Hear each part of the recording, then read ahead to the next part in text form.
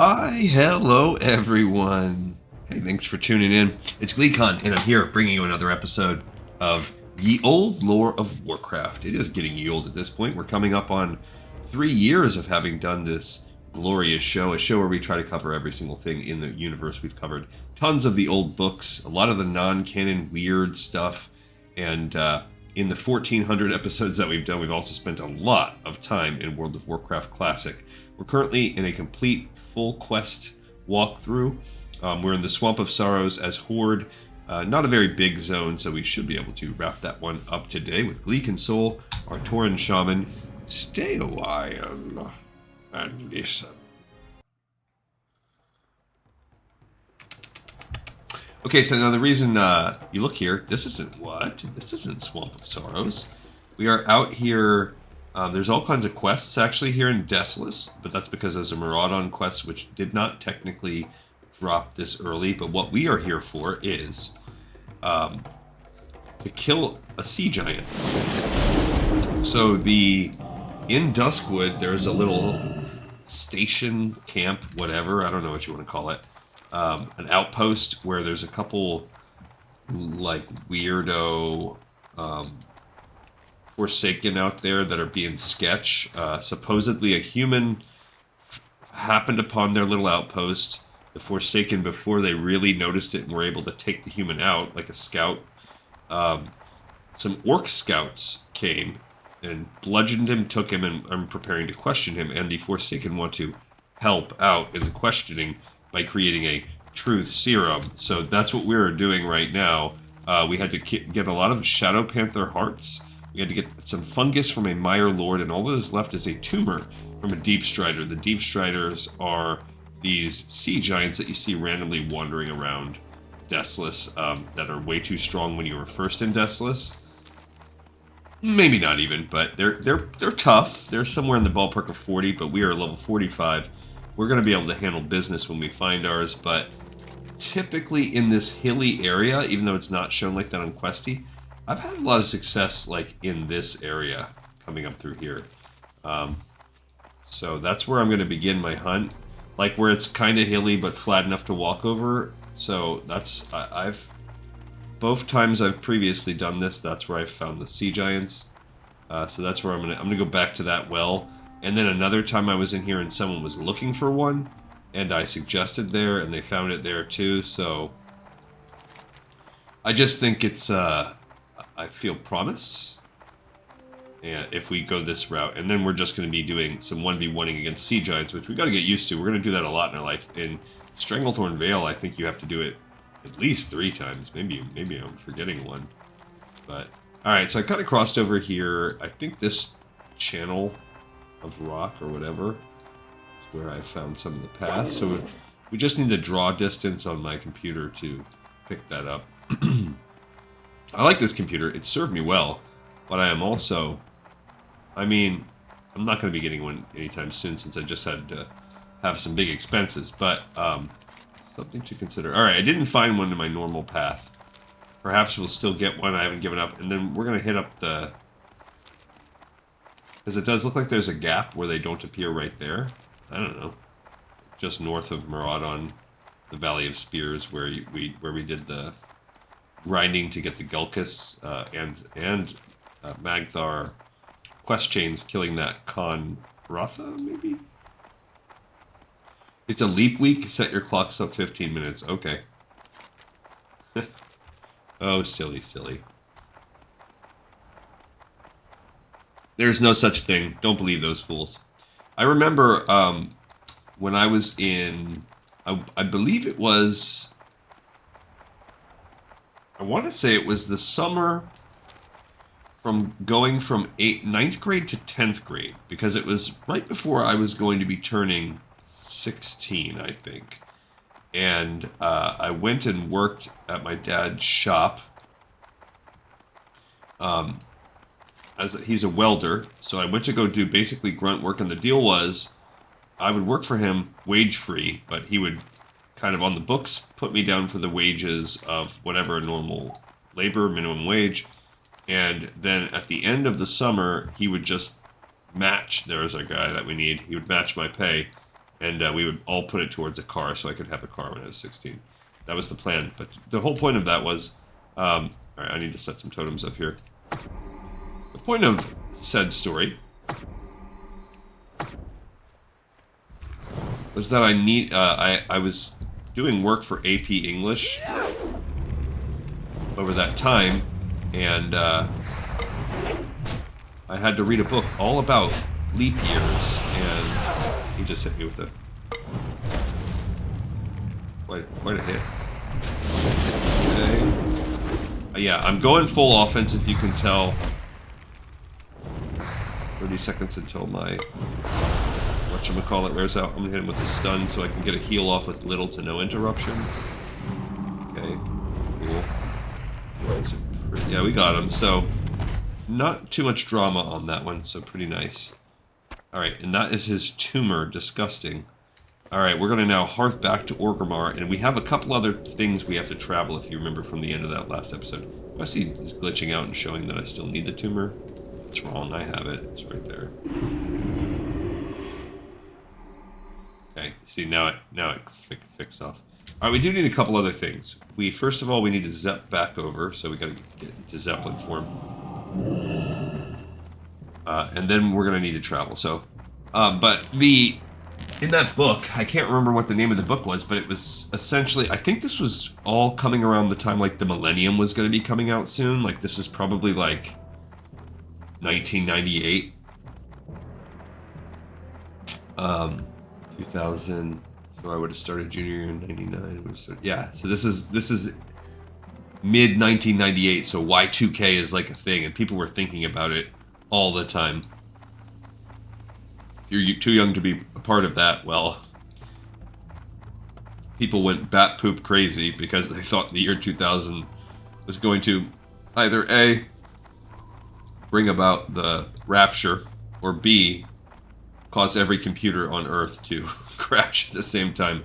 Spoiler, neither of those things happened.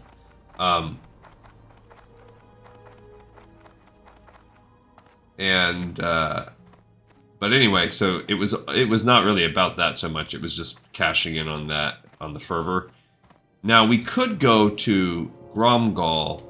Let's just take a peek at the map and see what would behoove us more.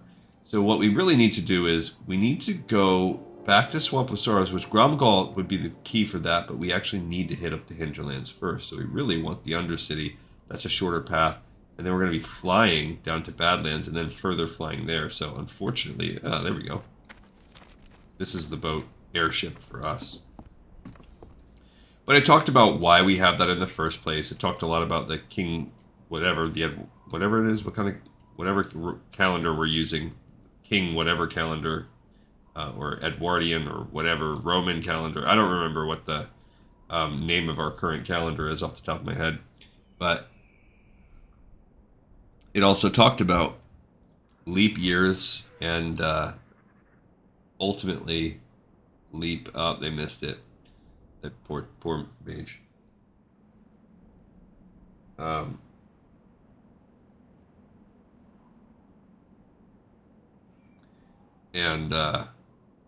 Then the fact that there are like catch-up leap years and then leap millennia. Like 2000 was a special one because of that. Because basically, it's like the rule is you have a leap year every 4 years, except every, I want to say, I'm trying to remember what the rule is off the top of my head.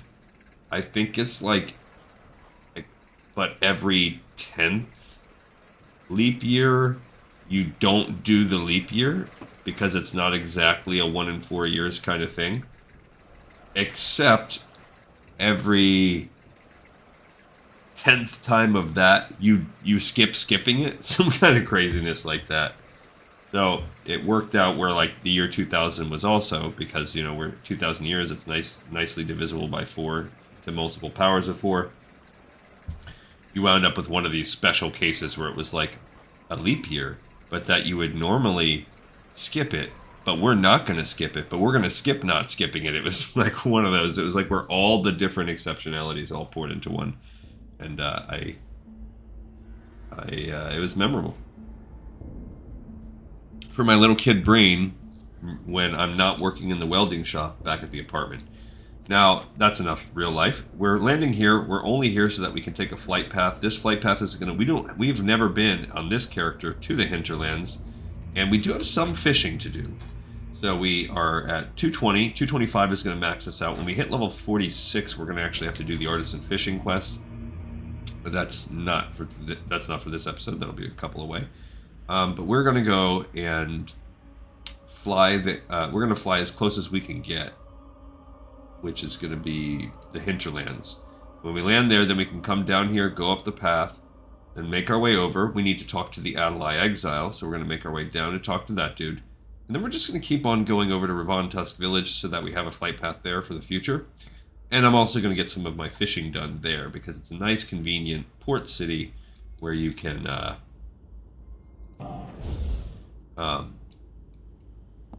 we can easily buy some night worms or whatever.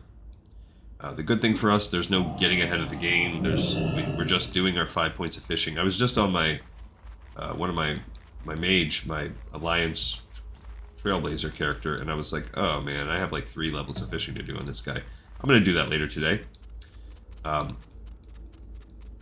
But so the reason the Atal'ai Exile, this is all part of a chain that's technically considered Swamp of Sorrows, but that in reality is a leading up to Sunken Temple, so we're not going to really get the culmination of this chain until we start running Sunken Temple stuff.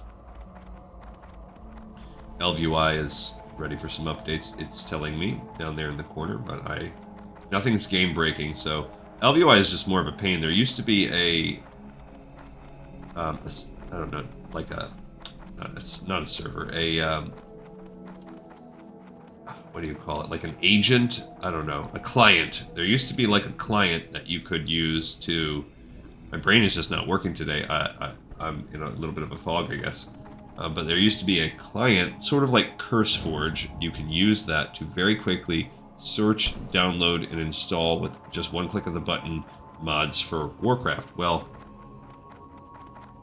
for whatever reason, what is this? Actually, that's for when we go do Uldaman. We'll get that later. For whatever reason, that is not. How may I be doesn't exist.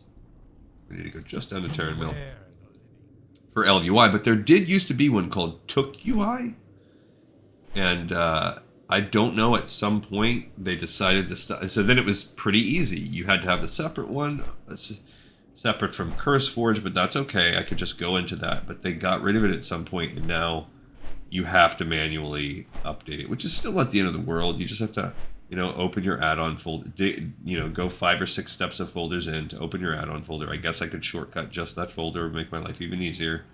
And then extract the files into that, replacing all the ones that already exist. So whatever, it's not like the end of the world. It just takes like 5 minutes or whatever, maybe a little less. But as opposed to one click of a button. So that just goes to show you the peak of Gleekon laziness, where if you tell me I can do it with one click of a button, I'm going to do it. If you tell me I have to spend maybe 5 minutes doing it, I'm going to be like, I can wait a couple months. It's the same thing with like all of my video recording software. As long as it's not breaking the system, I'm going to wait. But the video record software, like I use DaVinci to do my rendering, I use OBS to do the record. It's always ready for an update, and I will push that thing off like, that one can wait another month. Because I never think about it unless I'm about to use it, and it doesn't warn you unless you're about to use it. So I'm like, nah, nothing's broken. So, yeah, why are we doing this quest, I guess? So we originally were told, like, by one of the orcs, they said, we want to be able to kind of explore what is the deal with this temple, this sunken temple. Now, we know the lore, especially, again, we've recapped it by reading Warcraft Encyclopedia, one of the now non-canon side projects that I've been doing once a week. We recently read one about the trolls and the history of said sunken temple out here, the Temple of Atal'ai. And this was a temple where the trolls, certain factions of the trolls, really tried to summon Hakkar into the world. And then most of the factions of the trolls realized, like, That would be a terrible idea. This guy's sole purpose as a deity is to feast on all life on Earth. And one faction was like, that's cool. So basically, an insane cult, sort of in line with the Twilight, or whatever the Twilight's Hammer, where they just, WoW is just rife with these cultists. Same thing back in the day of the Death's Cult or whatever it was that helped Arthas get his scourge off the ground. There are just these cults that are like tons of people who are like, the destruction of all life on Earth would be cool. It's hard for me to, I can wrap my head around a villain that could maybe get that crazy, but when you're telling me through mob mentality, you're going to get everyone to agree to destroy Earth. But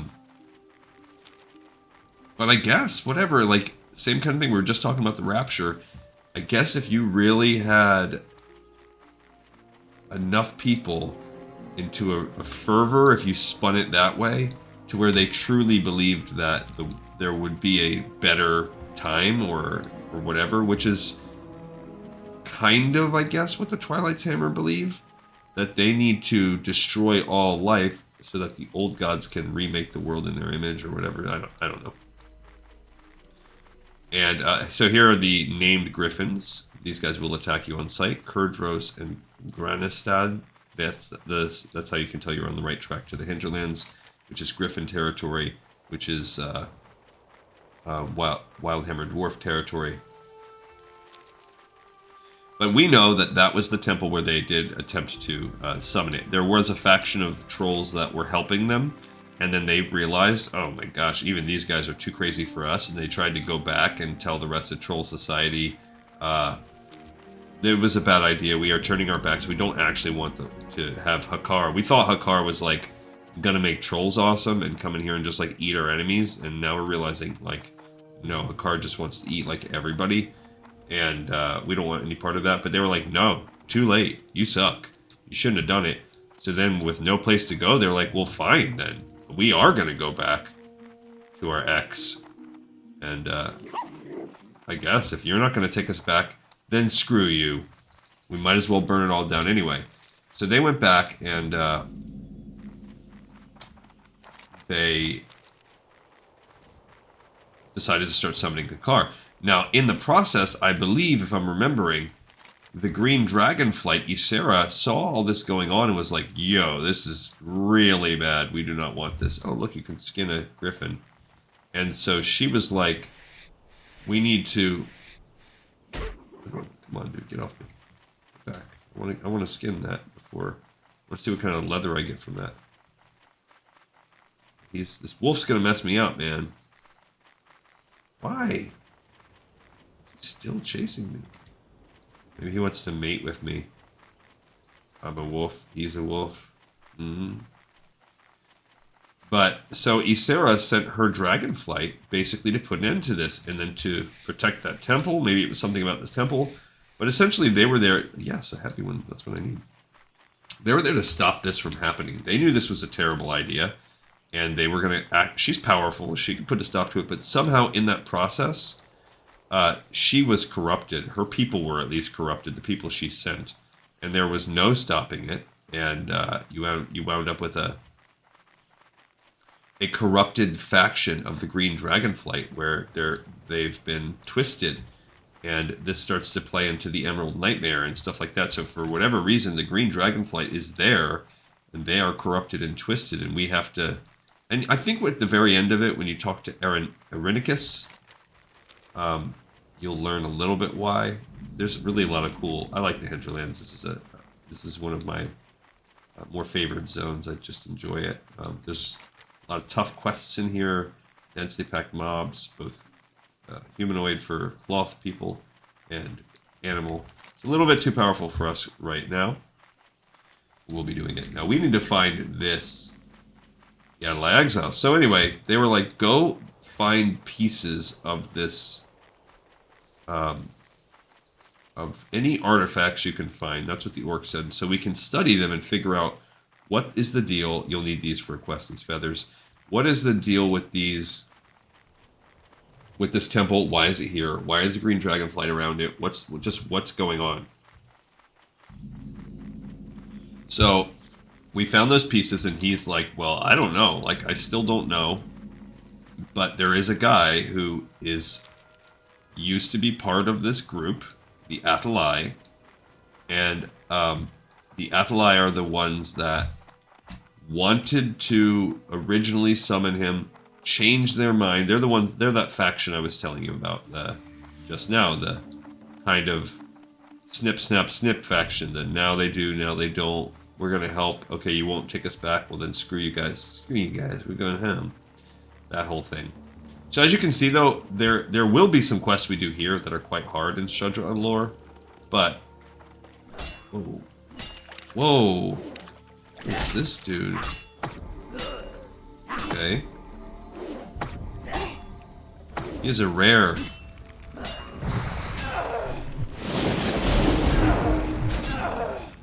Witherheart the Stalker, and he came right at me. I've not fought this guy before. He's proccing my lightnings a lot because he's got such high DPS. I'm worried he might run, but because of that, I don't have to do a lot of work. Like, I'm not worried about a lot of, like, Flame Shock. I'll use this because he'll proc that a lot. Whoa. Okay, that was a leather belt with a 20. That is actually better than the leather belt I have on right now. It's spirit and strength. My current is stamina and intellect. That's a cool belt. Chieftain's Belt of the Boar. So I'm fully, so my life is going down and my intellect. So basically my pools are going down, but my spirit's going up, which is great for a healer, and my strength is going up, so it's going to be good for my DPS. So essentially I'm losing my ability to win in battles of attrition, but I am gaining recovery time and damage. So this little guy, you can come up and find him. There's a way to see he's right there. But the best way to actually get him is to go up. Now, I'm not that worried about that spider because...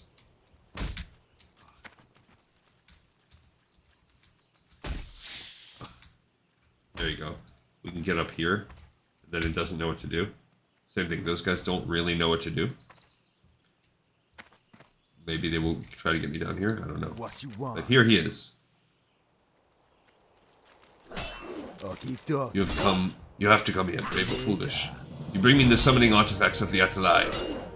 I see Jamalon the Prophet is leading the disciples of the Chamber of Blood towards their chosen fate. Has Sakar returned to the temple? I wonder, has their fate been met? I have to read it fast, because we gotta get out of here. I don't want Jamalon.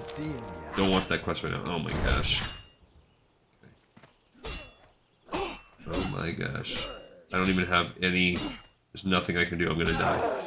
Okay, I'll reset and use a reincarnation. Well, what do we have to do here? That's a big part of it. Well, I wanted to get out that way. Yeah, so I reincarnated. That stunk. That was just bad luck. I thought that... I didn't realize they were going to come like that. We don't need Jamalon the Prophet. That's a whole different beast. I could have fought those guys one-on-one, possibly 2v1, but I spent too much time. So let's read what the quest is here. So actually, first, we did complete the Atal'ai Exile. Let's turn that one in. So let's go over to where we're at. The Atal'ai Exile, we've now completed that quest. We can check that box. And boom. And then we picked up Return to Fel'zerul, which is our next one. Let's read about that as we run. Return to Fel'zerul. Now that's considered a Hinterlands quest, but we're going to do it. It's really part of our quest line. So, return to Fel'zerul and Stonard. Jamalon the Prophet sentenced me to exile from the temple of Atal'ai. I once felt the High Priest was a worthy leader. His unyielding faith in his prophecy will bring about the destruction of the Atal'ai, if it hasn't already. When I expressed my concerns, I was labeled an infidel and ousted from the temple. Those artifacts you brought me are harmless, but if Jamalon has found the proper fetish enchantment for the summoning ritual, the world lies in great peril. So he's basically saying the artifacts that's nothing. But there is some real bad stuff going on, and the people are still actively working towards summoning a car. That is their goal, still to this day, and that's a terrible thing. We don't want that to happen. So that's cool. We've got that information, and now we're going to go back. But we're going to go back by way of different things. So we're going to come here, we're going to do our fishing. We're going to fly and make a pit stop in Kargath, because we do still have to turn in Neeka Bloodscar and then pick up report to Helgrum. Again, that's just a breadcrumb. We're going to fish here in the Hinterlands, and what do we have? Thick hide. I don't know what the Shadowcat hide is. Let's look at that and see. What does Shadowcat hide do for us? Let's take a peek. Shadowcat hide. Okay, so I don't know what the story is. Comments. I owe my fortune to these kitties. I got the pattern from Booty Bay from the leatherworker in the room. I bought this pattern 10 times and sell it always for 4 times what I pay. Uh-oh. On my server, I can sell these gloves without fail at a buyout of 18 to 19. Huh. Get the pattern, farm and buy the hide, make the gloves, put it on the...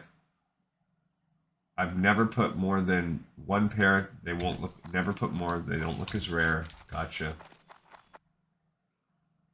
Tell them and trade a few times. You never see plus crit gear this low. Perfect for alts.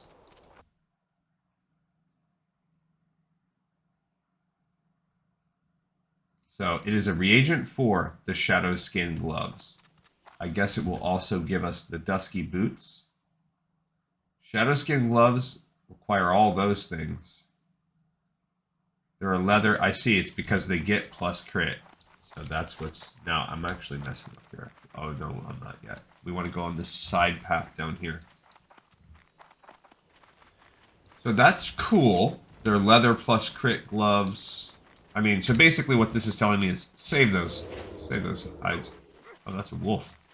Silvermane Stalker. So as we get closer to the bottom and the east of the Hinterlands, now we're getting into level 48s and stuff. Not where we want to be. Just yeah. By the time we actually get here, we should be above level 50. I'd say at least around level 51. Alright, so this is kind of an annoying place to go, but there are some neat quests down here if you're Horde. This is the base. You really have to kind of zigzag your way down. It's a cliffside, seaside cliffs, bluffs, whatever.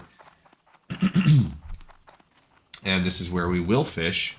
We have some fishing to do. I'm going to go ahead and buy something. Worms or whatever. There are these level 50 snappers, which is just a pinch too high for us. We just hit 45, so we still have some work to do. Gamarita, well, one of the more famous mobs in Warcraft, in my opinion. Gamarita the turtle lives out here.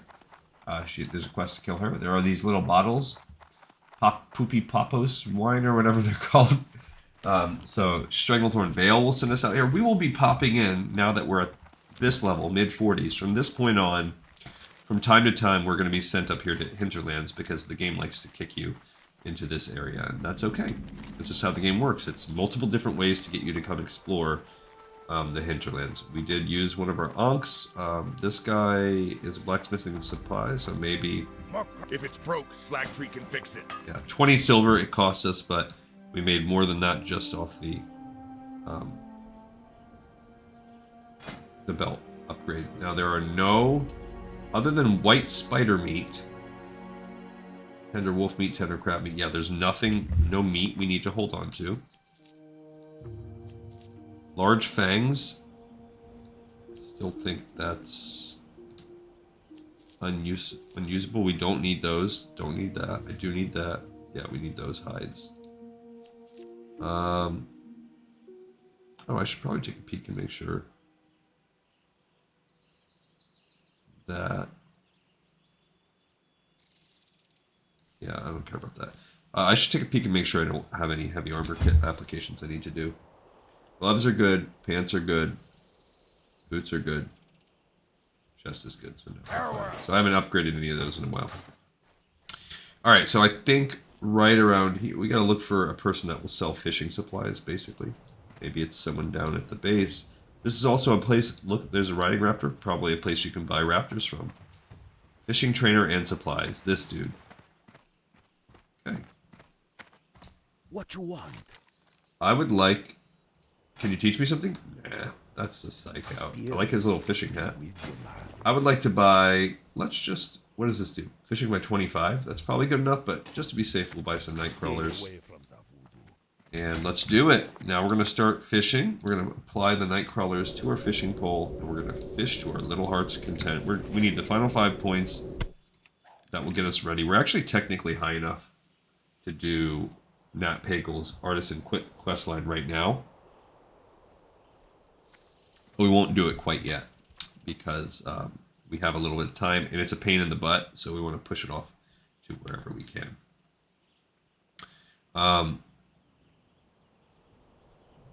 You have to, I think you actually have to be 225 to get it. The level that I think you have to be level 45 and be 225 on the fishing. Let's take a peek and see, actually. It's in Duskwallow. Fish got away. Even with that, the fish got away. So I should have gone something higher. Alright, so if you look at Duskwallow, it's down here. Notice it's not appearing. So it's not... It is not ready. I think you need the 225. Oh, man. Okay. So that was a waste. I'm not going to do that. If it's getting away like that, we need something higher. Actually, I walked too far. So we're going to replace this with a net with something higher. So we wasted 1 silver. We need the aqua. Actually, let's go with bright baubles. So we wasted a silver essentially. We're going to go plus 75 instead of plus 25. I mean plus 50. Because plus 50 was not enough. So we were at 220. So 270 is not good enough fishing in the Hinterlands. So another 25. That brings us up to 295. I would hope that 295 will do it for us. Because otherwise, then you're saying nothing will ever get us there. And we have... The strong pull is giving us plus 5. Yeah, so we're at really 295. No. We're at 3 at the map. Oh, winter squid. That's good. We'll put that in the bank. Actually, that is... Yeah, we're really getting plus 80. So we are at max. We're at 300 because of this. Alright, so how many fish? So far we've successfully caught 2. That's 3. Okay, so we're going to... I think once you get 225, it starts to get pretty obnoxious where you start to get... up closer and closer to needing 10 casts. We're not quite there yet. My guess is we're going to be needing in the 7 to 8 range. We've done 3 so far, so we'll do our first cast and then take stock. So we've done 1, 2, 3, 4 so far.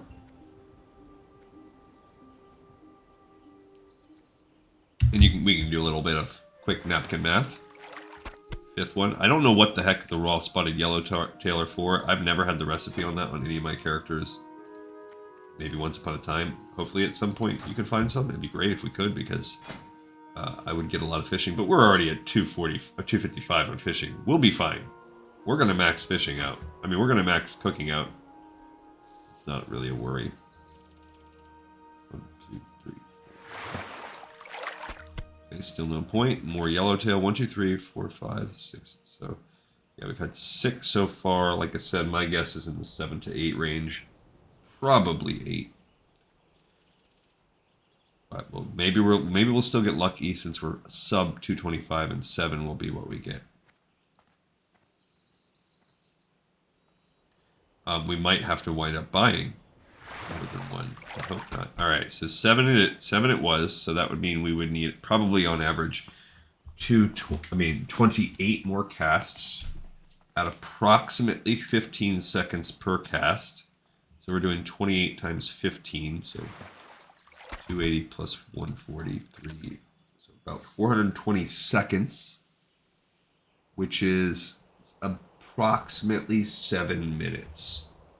So 7 more minutes, so at 12:08, that should be when we are done server time. It's 12:01. We're looking for 12:08. Let's see if our napkin math works out. We have enough. Obviously, sometimes it's more than 15 seconds. It's usually more. We have enough, though, that I think with 28 casts, it's not that large. So the standard deviation, the variance really, is going to be a lot harder than we would ideally want. 28 is just not quite big enough to really... What it means is that RNG is still going to play a disproportionately large factor, as opposed to, say, we were sitting down here to cast thousands of times, cast the sea turtle mount or whatever. Because supposedly that's some raw glossy mitefish. Also cool. Once we start learning how to do mitefish steak and winter squid, like those are really good, I believe, really good raid foods. So we're going to stick those in the bank for a much later day, and we're going to hopefully... All right, look, but that was a good one. That time we only needed 1, 2, 3, 4, 5. So we're actually averaging 6. We got a golden pearl. So that's going to allow me to drop down, but we still might be averaging 7 casts. Because that one was 6, we might get one that's 8. So we shall see, but we have 3 points left to go. This guy said he's looking for Blackrock Depths. I'm hoping, I haven't had a chance to... I think we're lucky here with this fresh restart. I think we're out of the woods, because what would hurt us is, hey, we need to be able to do these dungeons, but I think we're far enough along to where, like, the next dungeon we're going to have to do on this show is Uldaman. And Uldaman should be an important enough dungeon that we can get it ran. And from the flip side, a level 60 can still carry you through Uldaman. Then the next dungeon after that's Zul'Farrak. Same kind of deal. I believe we could find 1, 2, 3, 4.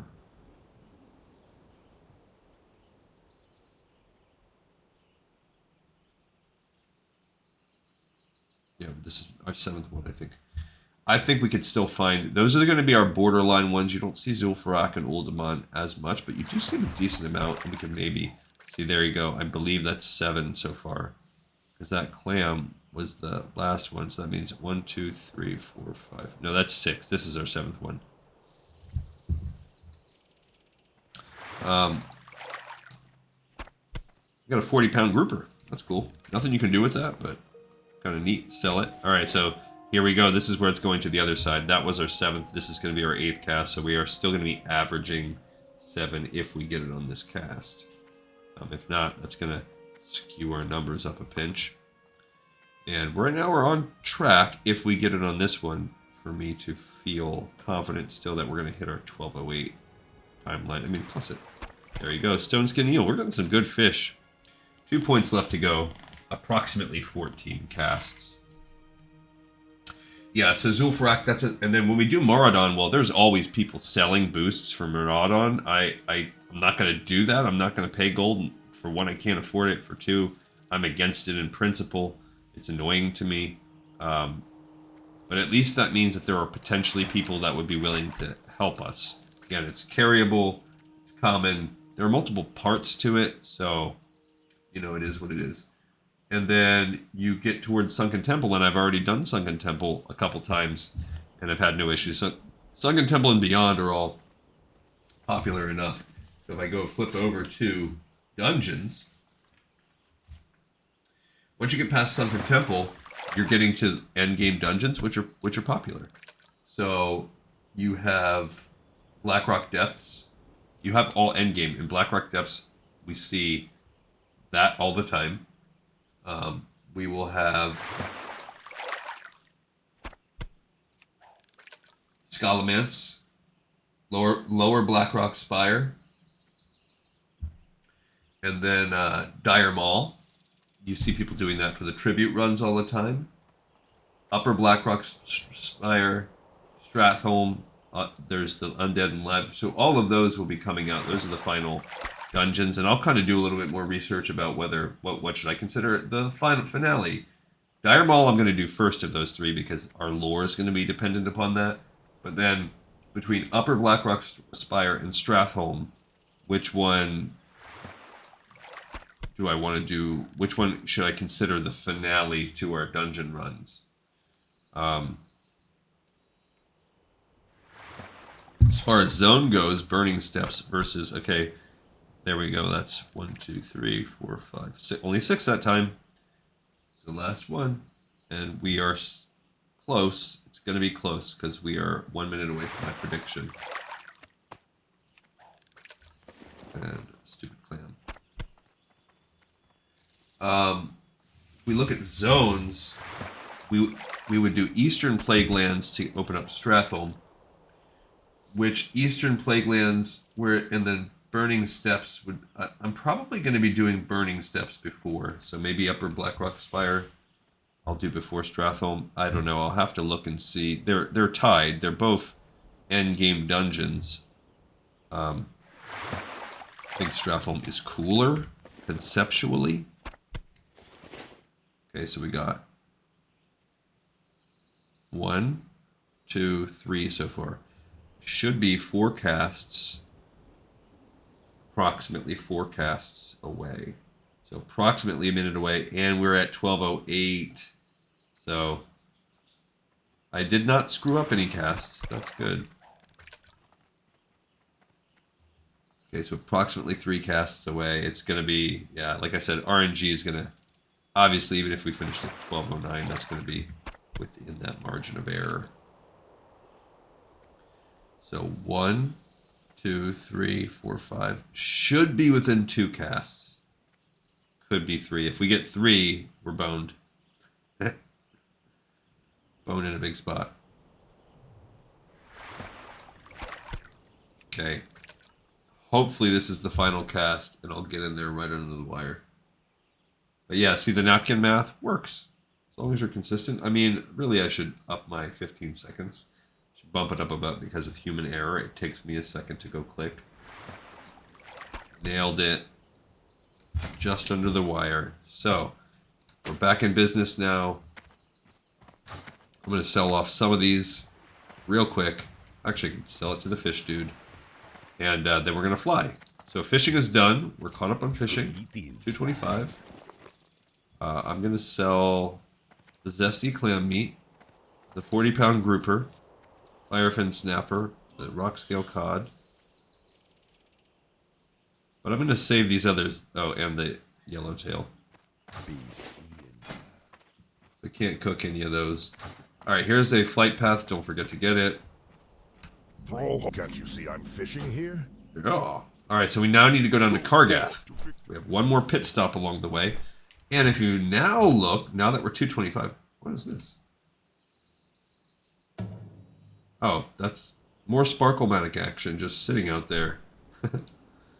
Okay, so now if you go to Duskwallow, look, there he is, Nat Pagel Angler Extreme level 45 quest, 225 required, now it's available. Vibe on the anniversary server feels off to me, just putting that out there, not for me. Look, my bike has gone stayed. Looking for Ragefire Chasm, huh? So, he's just maybe there to help people? I mean, I stayed here. It says mostly retail players and political talks. So, I mean... Gotcha. I mean, that has just been extremely lean. And like I mentioned in the last episode, that's an area I've got to be better on and not engaging. And somebody really, this person, I never said anything to them, didn't whisper them, I didn't announce it, but they really did have an impact. When they made the comment, imagine if the anonymity of the keyboard inspired us to all be unnaturally kind to each other. I just love it. I just love that thought, like, because wouldn't that be a better world? In my opinion, it would. And you should be the change that you want to see. So I have decided to cut back on my snark, cut back on the, poking the bear, because it does nothing. And sometimes I make myself laugh. That's what I get out of it. But it also, it's like the laugh, like a fatalistic laugh. Because how else can you feel when half the world doesn't feel the same as you do? Why do you have to instead walk down the street and have an us versus them mentality? And I absolutely hate that. I read this article the other day that was just talking about, hey, I'm going to go to, going home for the holidays, blah, blah, blah. It's Thanksgiving dinner. What do I do? Because that's how my family is. It is extremely rife with completely opposite political views. And what we typically do is just, you just don't bring it up. My family's pretty good about that. But it was just about, like, try to focus on the other side being, the opposite side of the political aisle. Try to focus on the strongest parts of their platform's arguments. Try to focus on the things that are the biggest parts of their concern, and think about the weakest parts of your own side's argument and start there. And it will it opens the door for sort of empathy. And this is not saying everyone should do that, but if that's your goal, if your goal is to not be a nasty turd, I think it helps. Helps me anyway. I think it's a good mantra for myself.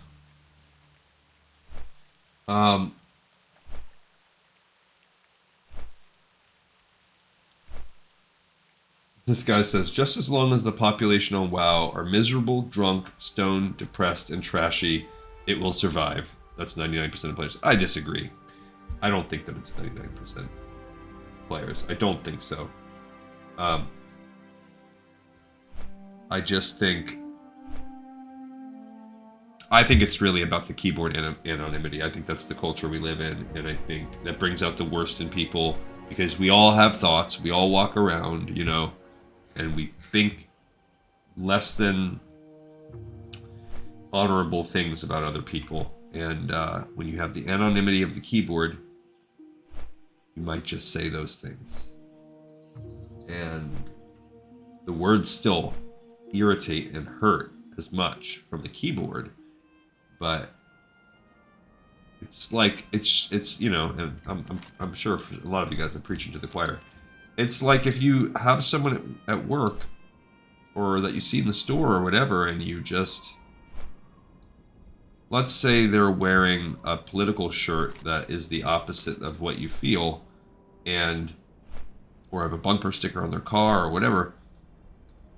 How likely are you to, like, walk up to them in the middle of the grocery store and be like, you're an idiot. The fact that you support that political person, you are just an idiot. Like, that's not gonna happen. I mean, sure, is it impossible? No, but if you did that, like, everyone would look at you like, bro, like, you are chill.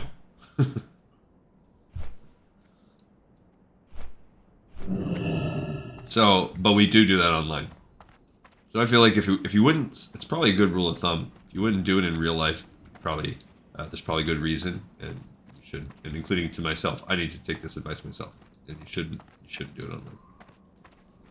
All right, so here we go. We're here. He just sent us out here. He's like, hey, we don't get to, the Swamposaurus guy was like, we don't get to talk much. The Badlands are kind of isolated, so you seem cool. Prove it. Go there and get a report, or give a report. Strength and honor. Don't let the heat bother you in the Badlands. Heat is the least of your worries. Helgrum wants a report, eh? I sent an outrunner to Stonard not 3 days past. Did he fail his mission? If Stonard does not have my report, then it appears he did fail. Let's hope the next runner I send has more skill or more luck. I wrote a fresh report for Helgrum and Stonard. Yeah, it'll be Bring me. it to him, and if you consider yourself an outrunner, then don't lose your way or fall to an enemy. Okay. Have you spent many days? No, we're not doing that part yet. That's for when we come out here. And this is our next zone.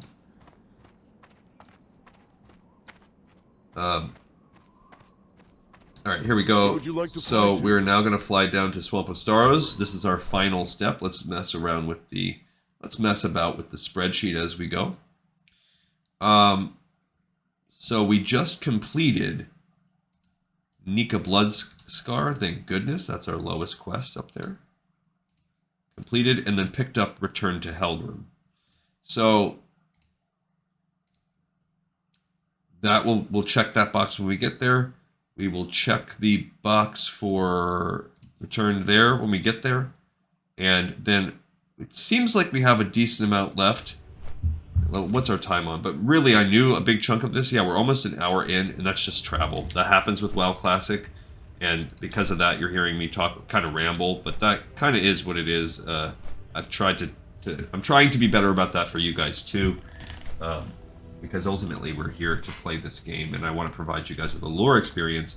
But part of me not making like a tightly edited, where I fast forward the boring parts, is instead you're going to hear me ramble, and since I make it almost every day, I probably repeat myself, and some people probably don't agree with me, and it would be better if it was conversation, and I do want to get there. I do understand. We have to go there too. I do understand there are ways to improve the show, and I want to do it for you guys. Part of that is the experience on Lore of Assassin's Creed. That game is a lot more fast-paced, so you get a lot less of me having these open windows to rant. So I do implore you to check out Patreon. I'm also going to be migrating that, I think, over this week, since I'll have some time off. I'll be migrating those videos. I have about 20. I'm going to make a few more this week, so it should be up to around 23 this week. I'm going to move those over to a membership tab on YouTube. So I also dropped the membership price on the Patreon. So the minimum that that you can do without getting like red flagged on Patreon is $3. So I have that on there for $3 a month. You can get access to all that stuff, and as I got more members, I would I'll continue to build the catalog over there, and I have some other good ideas that I'd be willing to pursue. I mentioned a greatest games of all time kind of thing, so that's another side project that I would be considering. But yeah, so a partner out there, I'd be willing to do some trial runs. Anybody that wants to partner up. I think there could be a lot of cool opportunity. My son is just a little too young and wasn't really into it, but once he gets a little older, so 5 years down the line or whatever, maybe young Gleekon wants to get in there. And there's also, I mean, my wife is not into it. She's not comfortable on camera, so that's not going to ever happen.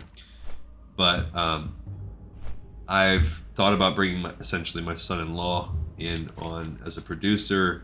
So that's just a money thing. I want to provide him an opportunity to make money off of it. So if the show gets to that level, and we're getting there, we're making only pennies right now, but we're making something. And for years we made nothing. So there are little areas, but if I don't work with anybody that play WoW. I work with one person that does, but she is not. We're not really close, and I want to be able to have, whoever it was, I'd want us to be able to have like a kind of a dry run where we could see if we had some charisma, some joking about, that kind of stuff. So I just think when you listen to podcasts, a lot of the times they're either tightly curated experiences, which this show is not, and it's never going to be that probably unless I got like unless I was really able to make this my full-time job. So if somehow I came into like a windfall of millions of dollars and I could just devote my life to this, and I was able to get a producer and increase my own producing skills, not going to happen. All right, so we're going to go turn in these two. We have 2 more quests. It seemed like we didn't get a lot done, but now we're going to wham bam turn a lot in because we're going to go over here and get that one, come back. All of a sudden, we're going to knock off like 6 or 7, 8 quests in a row right now. And then there was just a few on the shore as we play in the rain here in the swamp. We go from the hot Badlands to the rainy swamps. Kind of cool. Alrighty, upstairs we go. Here is Report to Helgrum. We're going to do that one first. You have returned. Do you have a report? Can we read it? We actually can. Helgrum. I should have read that on the way. My compliments to whomever issued the order to establish our base of Kargath in the Badlands. It is an ideal locale to train our troops. Its harsh weather, vicious wildlife, warlike natives, and complete lack of outside support make this place a crucible from which only the finest warriors and scouts will emerge. Good planning. Well done. I will describe the surrounding lands as the scouts of Kargath have surveyed. Red rocky hills and dry flats that offer little support for life, a blazing sun and severe winds, no lakes or streams, not even scattered pools. To find water, denizens must dig deep, muddy wells or suck scant moisture from the rare cactus or spiny weed. In short, hot, hard living. Okay, I'll stop. The Badlands are filled with enemies. Ogres roam the blistering sands, ambushing the unwary. Dark Iron Dwarves inhabit a barracks east of Kargath and battle their lighter-skinned cousins in Lochmadon to the north. Brutal primitive beasts called Trogs haunt any scrap of shade they find and defend it savagely. And in eastern Badlands, in the Lethlor Ravine, there are dragons. We don't know how many, and we don't know how big, since scouts who get too close never return. It need not be said that we, those garrisoned at Kargath, are quite happy with our assignment. We stay tough here, because if we get soft, then we die. And I wouldn't have it any other way. Neeka Bloodscar, head scout, Kargath. That's actually kind of cool. It shows you that orc mentality. I like it a lot. What do you need? You returned. You have a report? Thank you, adventurer. From Neeka's report, I see the Alliance is not without its own problems, and we may find that some enemies are shared between us. And that's true. It has been quite some time since we spoke, adventurer. I hope It your has. journey was It's successful. been like an hour.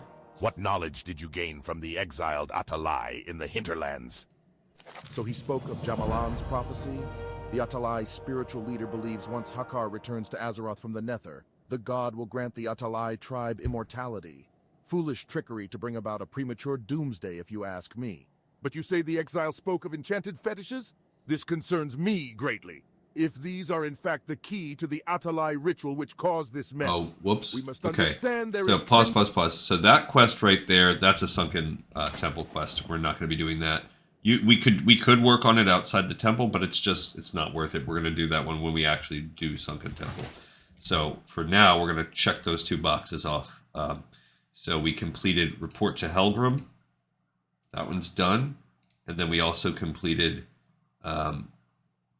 this return to Fel'zerul. So that quest will sit there on the map for a little while. And because it's sunken temple nature. Again, we could go kill the exterior trolls, but it would be a grind fest, especially at level 45. Not something I want to engage in. Alright, so now we're going to go across the Deadwind Pass and back, because we can do nothing but the truth. We can complete that one. And then, ultimately, we can do the Swamp Talker, but remember I said I'm going to save that one to last, just in case we get the off chance of leveling up. I don't think we're gonna. You never know. But we'll go over here and do Lack of Surplus, which will open up this chain, which will include fresh meat. So there are some... We have to be careful. There are some challenging elements. What are we working on the rest of it? So I don't know what we're going to do next, actually. We have this... I think it's this one. I think it's Healing Focus.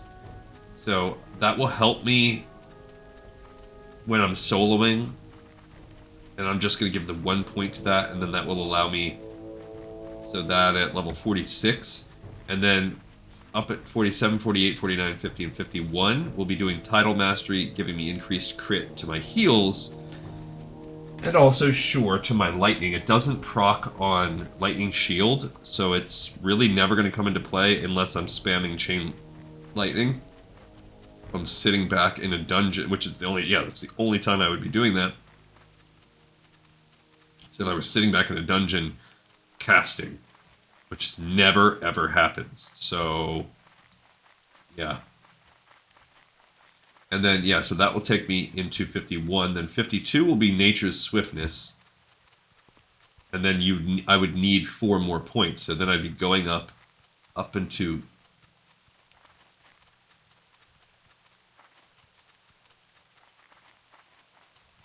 Really?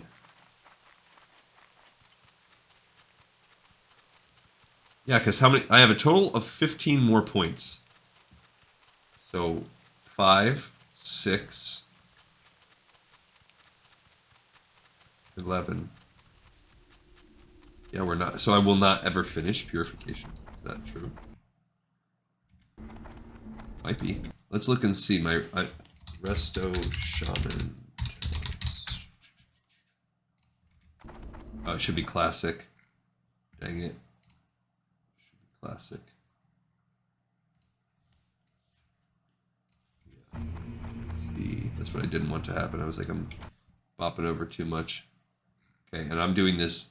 Yeah, I will not be able to quite get all 5. Ooh, I just got Eridan's camp. Oh, because I went off the beaten path a little bit. Yeah, okay, so I will not get to finish the effectiveness of my healing spells. I'll miss out on 2% effectiveness. It's fine. And I'll be... The trade-off is that I'm getting all this damage potential, which is really cool. Actually, the real true trade-off is the improved weapon totems. My bonus of Wind Fury totems 30% and Flame Tongue by 12%. So I don't really use Flame Tongue totem very much. Alright, so now we're going to go back up, and I'm pretty sure this is an easy piece, because it's going to be like, go there, get it, and then, like,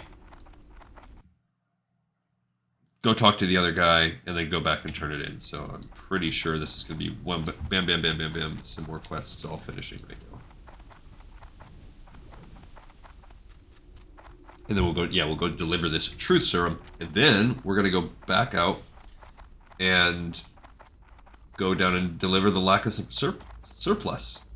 And then that will open up this chain where we're fighting out. Now, there is a lot of grindiness when it comes to that one, and that's what's going to actually increase our time. We're going to probably spend our last hour fighting Murlocs and stuff on the beach, and that's okay too. This had better be good. The infiltrator in Starred will surely open up after he drinks my special serum. The ingredients required are by no means easy to procure. Shadow panthers are common in the swamp, but collecting enough hearts for our purpose can be daunting, and the Mire Lord can be such a fussy beast. As for the deep strider tumor, they are terribly difficult to find, but the chemical reaction I can draw from it is second to none. Splendid, adventurer. And just in time, too. From what Zraidus tells me, the infiltrator has recovered from his wounds and is ready to be questioned by the orcs. Give me but a moment to prepare the poise. I mean, prepare the truth serum. Everything is proceeding according to plan. The serum will only take a few minutes to prepare, Gleekin Soul. So he's going to mess with it for a second. But that's just ridiculous. He's like, yeah, the poison. Okay. At last the serum is complete, Gleekin Soul.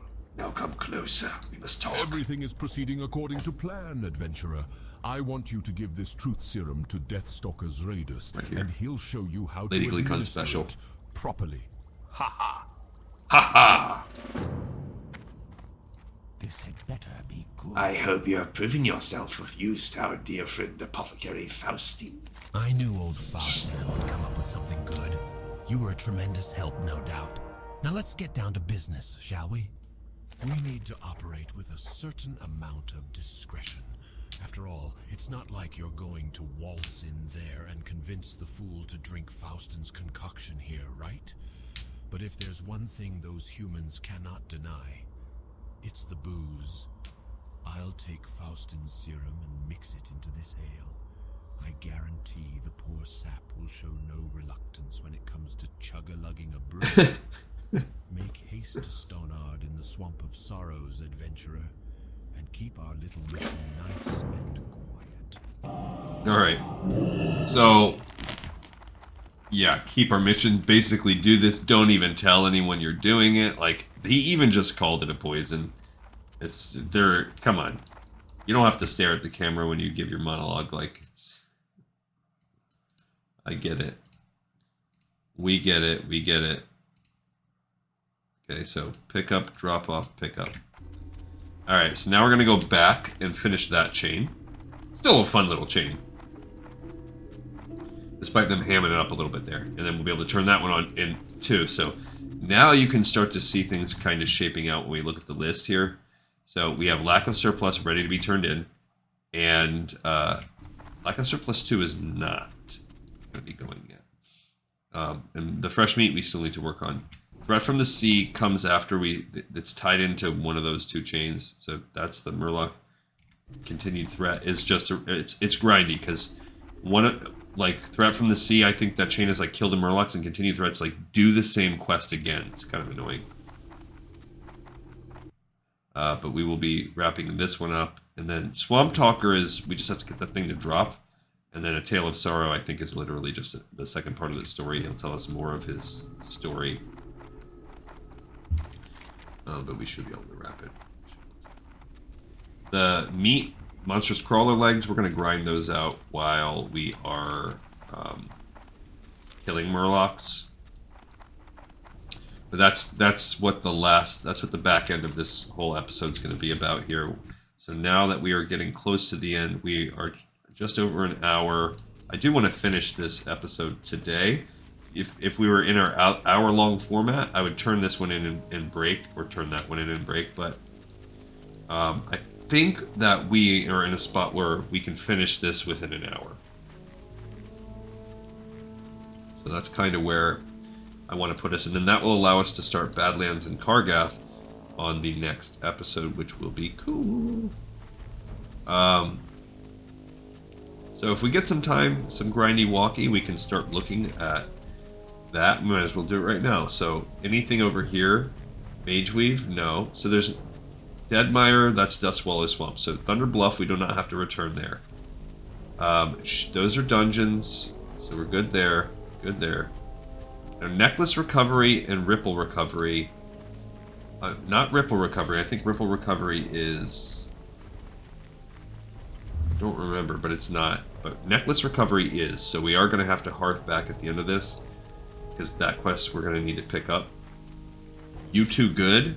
That's the fishing breadcrumb. So we need to pick that one up too. Betrayed and a Threatened Perilous. No, we're good on that.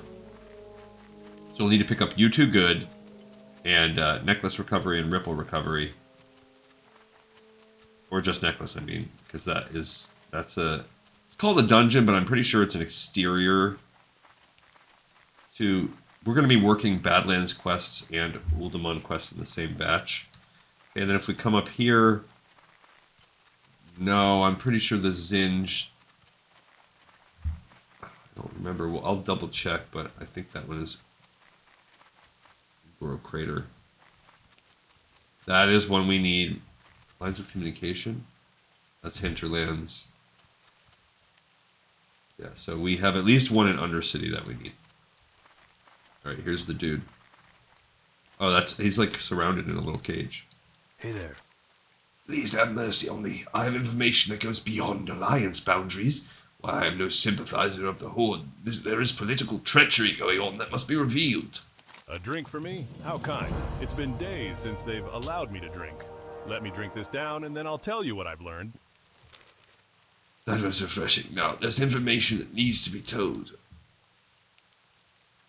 I believe the Forsaken are misleading the allies of the Horde. Wait. I feel so dizzy. And then he turned into a zombie. And then he died. So, yeah, they're betraying you. Should be really worried about that.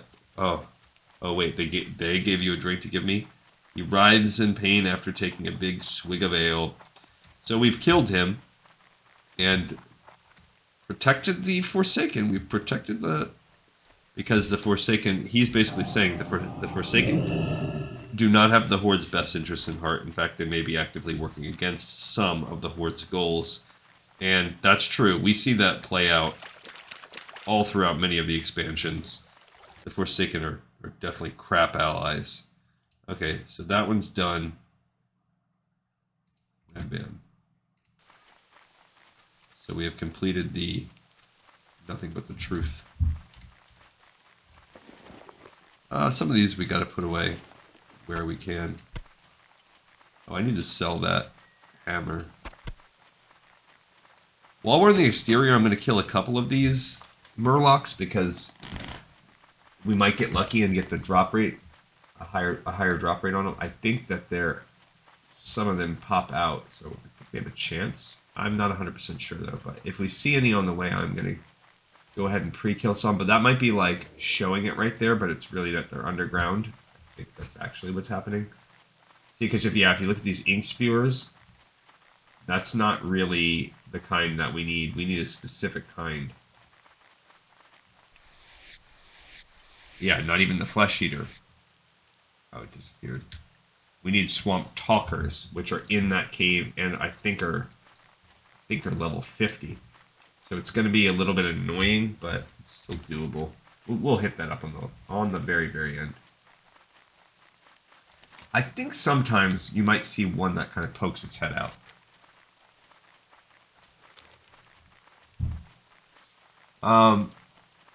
Yeah, so as you saw, we need to go to a couple of we'll mess around with that. I'm not even going to look at the spreadsheet, but there is some setup.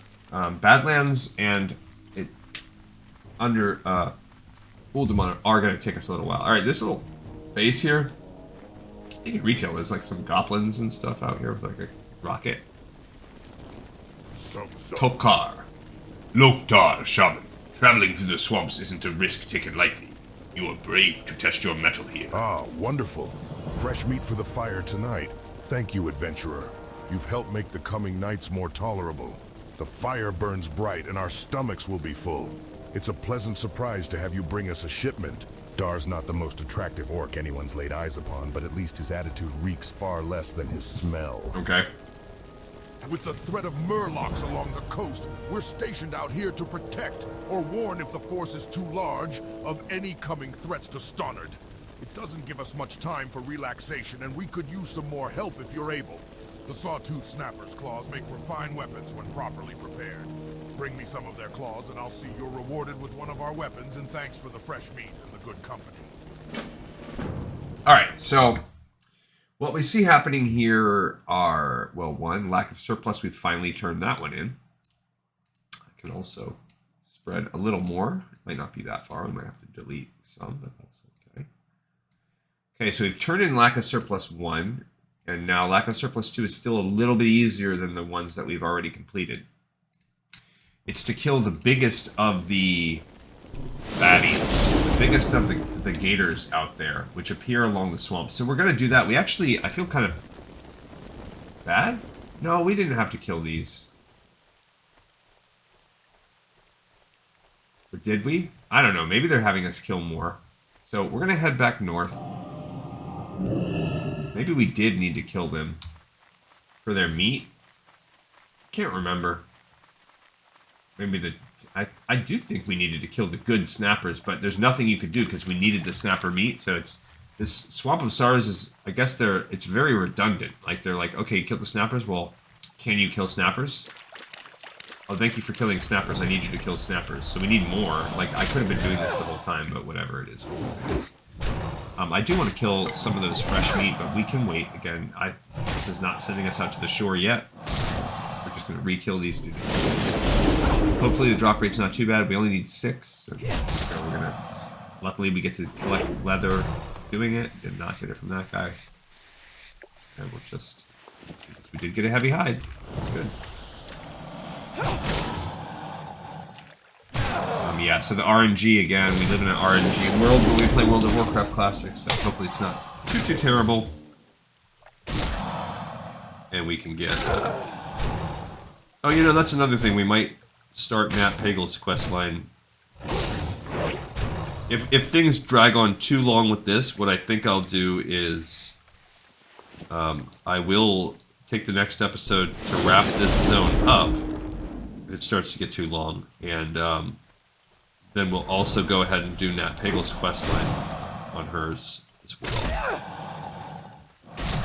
So, yikes. Those trees are, I guess I zoom in a little bit. So that could be a way to kind of bridge the gap. Okay, we got our first claw. Fantastic. And we got thick leather.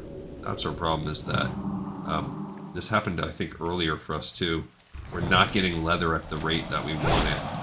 We need, like, we're already starting to build into thick leather. We need heavy leather. Okay. Alright, I'm going to stop with the flame shock for a while. Good, we got a second claw. Shouldn't be too terrible. More thick leather. Sorrow mark. I hear those panthers. Yeah, there goes the panther. Guess I'm gonna fight it. Maybe I'll get more shadow cat fur. Never know.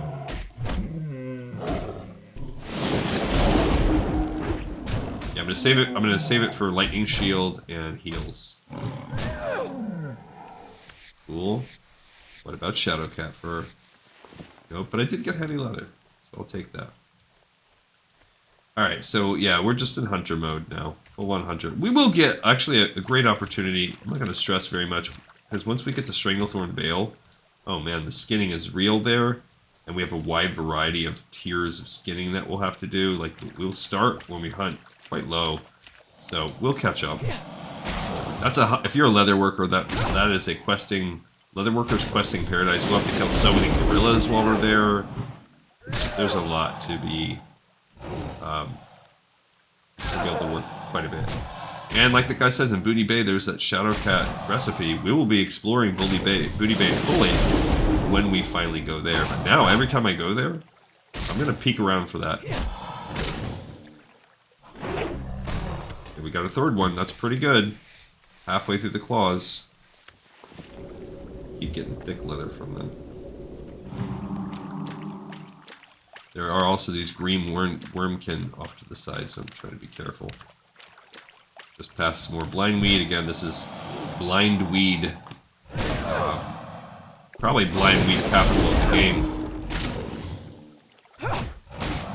Blindweed is really great for leveling up your alchemy. There's that wormkin dreamwalker. Don't want to fight him. My tendons got ripped. Hate it when that happens. Tender crocodile meat is useless to us. Oh, we've got a regular heavy leather. That's actually more valuable to me right now. Where we have it. Oh, we still have... This has actually been not heavy gator territory, and I feel like we've killed a pretty decent amount, at least as far as Questy is concerned. They're not showing us tons of gator action, but we fought a good amount. So, can't trust Questy that much. But it is sure a heck of a lot better than the alternative of just going blind, which is what we did the very first time. For those of you that haven't been watching for a long time, we are close to a year behind on this program because I did a full reboot of Classic. I've changed the format. We started over from scratch. I used to run one of every kind of character. So it's like a whole slew of episodes that are essentially pointless. I'm not going to delete them, they're there for posterity, but we restarted, and I like it. It's a lot better now doing it this way. A lot more manageable. I'm trying to remember when I rebooted. I believe it was towards the end of last year. It was last March, I think, is when I rebooted this. So we are still, you know, so about 8 months ago. So in the past 8 months, it's taken us to get this far in this game. But we had probably been going like about a year with 9 other characters, and it was just so time consuming. It was starting to become unmanageable. I was not this far in the game, and it had probably taken me more time. I was in... we were not that much past it. Like, I didn't do Swamp of Sorrows. I had started Stranglethorn somewhat. What did we do right before this? We did... Yeah, I don't think I had done Arathi Highlands, but I had done Hillspread. So we were like a little bit before this area. Okay, we got a heavy hide. Love it. There's some more gators around. Lack of surplus, man. There is certainly a lack of surplus of these guys' claws.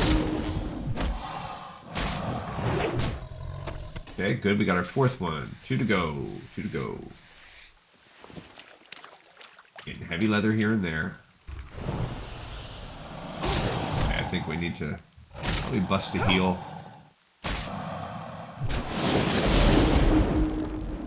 But it is nice to be able to like solo with this damage. If you've ever tried to solo with a straight healing class, extremely frustrating. I know that retail is really trying to put in a lot of work to improve that, but even as recently as Shadowlands, it was a nightmare. So that's a recent change that they've done. I like it. I mean, I like a lot of the changes in retail. I'm not anti-retail. I think it's cool.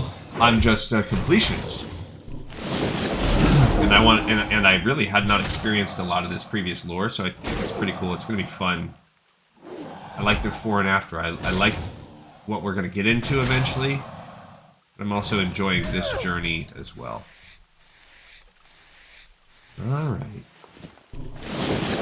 Now, there's certain things on both I could throw away. Like, I have zero desire to grind out, you know, to lock myself into collecting buffs on a schedule, and constantly grind out mats for raids. I don't need that.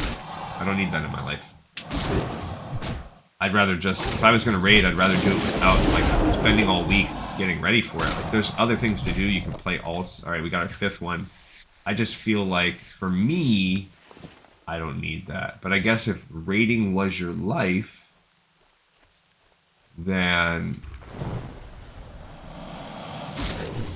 you would need something to do with the rest of the time. I don't know. But I feel like raid on alts. Do that. Get alts. And I think that's what a lot of people do end up doing. Pug raids, if you can. Alright, we're getting a little low. The old magic. Need one more claw. It's good because we're starting to get near the end of... I don't want to have to... Big team, 57 going for a full clear. Wow, a 57 plus size team? Crazy. How does that work? Can you have a 60-man raid? Like, how does that even work? Oh, maybe they're not saying that. Maybe it's like a full raid team, and you have to be level 57 or higher to do it. Maybe that's what they're saying. Okay, we got the last claw. Yippee for us. Because now I'm just right when I was about to have to probably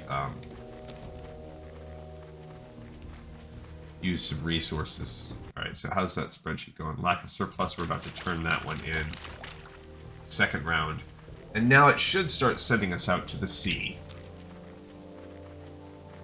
If you look at our overall spreadsheet, we have this lack of surplus that's going to finish. So we have fresh meat we still have to work on. The 3 threats from the sea combined with the continued threat, and we have that little weird quest we have to do. The Blasted Lands Borderline quest. See, there you go. This guy's getting a Mara group together. See a lot of Maraudon, Black Rock Depths. I haven't seen anything for Uldaman, but we might be able to get there. I really do think we'll be okay. It will not. This will not destroy us. Whoa. Somnus. He's a rare. It does not say rare elite. Maybe he's part of a quest. Maybe he is one of the dragons that you have to kill for like the raid style dragons. That could be the case. Should be cool. I hear a Shadowmaw Panther. Good, I did not draw his ire. There we go.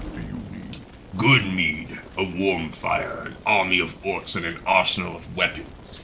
That's all we really need out here along the coast. I don't regret my position out here safeguarding Stoner, but it would be nice if we could one day get a burrow, at least a tower. Glad to see you're alive and well, adventurer. These claws should make do nicely.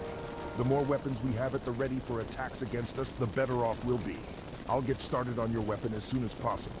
It will only take a short time. I've become quite adept and quick at their production.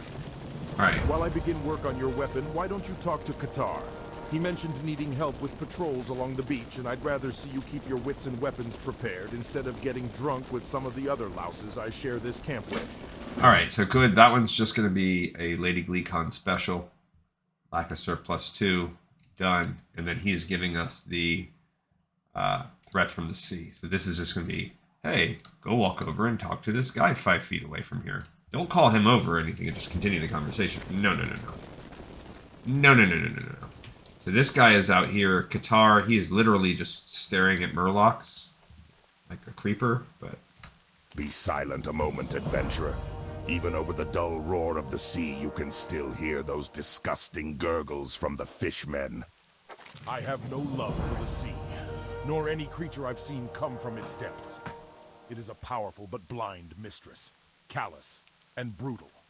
It would bring me great pleasure to slay the fishmen by the hundreds if it were within my power. But I garner some pleasure from watching their deaths at the hands of any who do the Horde's will. Which brings us to you, adventurer. How many can you slay? Would you test yourself against their most powerful kind? So, we turned that one in already. What this is basically going to be is do this quest, and then we're going to have to turn it and go back to talk to the other guy, and then he's going to have us do it again. So this is, we're at the very, very end. We're going to have to kill these 30 guys, but then we're going to go kill 30 more. While we're out here, we're going to try to kill these crabs wherever we can. No, not the silk crawlers. We need some other kind. So we are just going to, this is what we're going to do. All right, so we need 10 ink spewers, 10 generic murlocs, and 10 flesh eaters. In certain spots, I could probably drop totes down. It's not going to happen right now. These guys are not that high level. Maybe we're fighting a couple other stronger kinds that I'm misremembering that. Okay, so ink spray makes us have a 50% chance of reduced hit. I should have not did that. So now we've added that one. Of course we have. Okay, we're opening this. But that stupid ink spewer. So you gotta, I guess, try to interrupt that where you can. So that's what I forgot about that. You don't want that buff, it's obnoxious. So you also want to be saving yourself for marriage. No, for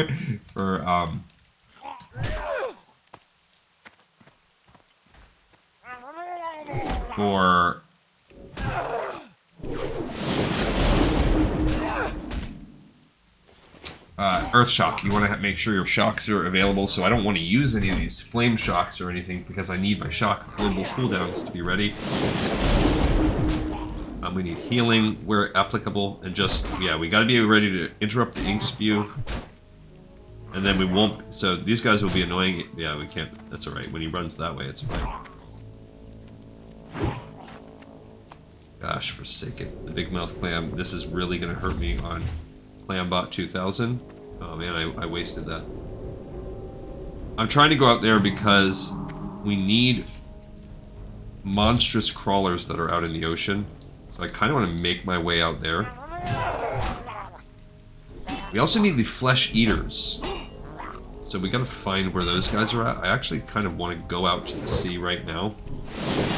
Work my way out there. But we want to get into a good spot. I could just scroll a stamina it up. It's really what we want. We want to go out. There's some ink spewer.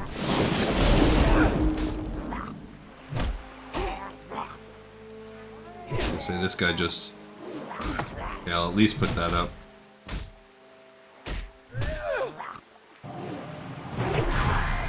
Dang it, he did get me with it.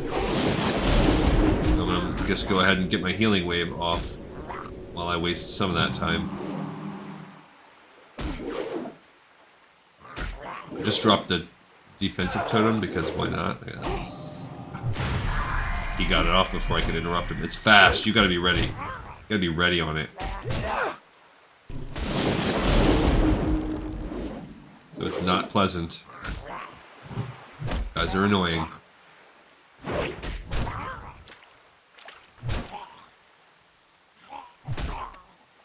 Of course, we got a clam. Alright, so what I want is to find... Well, let's go ahead and open up our underwater breathing apparatus. We want these right here, these monstrous crawlers. So we need meat. I don't know what the drop rate on the meat is. We need their legs, crab legs, big old fat crab legs. We need 10 of them.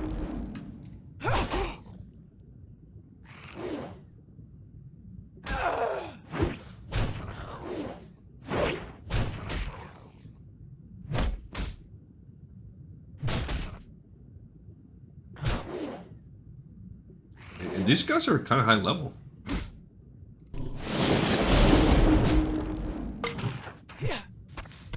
We did not get it, and you can't skin them, I guess. I don't know the rhyme or reason behind what you can skin sometimes, but sure, I guess crabs aren't exactly like leather-bearing creatures. But, I mean, they do have kind of like a shell. I feel like I could get some crab shell. Okay, so I'm swimming out here. Yeah, we're looking for these guys. These ones aren't that bad, because you could just hug the surface and then call them up to you since they're melee. It's actually not as bad as it seems to grind out these crabs. It's just the fact that it's the drop rate's not 100%. We need 10 of them, and they're pretty decent level, which does mean the XP will be good. 500 XP. I'll take that, but it does. Oh look, Kobe beef. We have someone that logged on. Holy cow. It's the first time I've seen someone log on since Fresh came out on this, on my guild.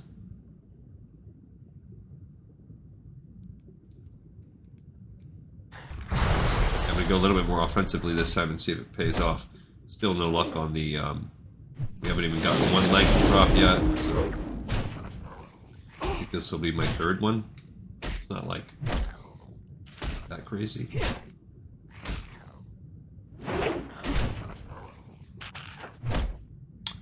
Did not get one again.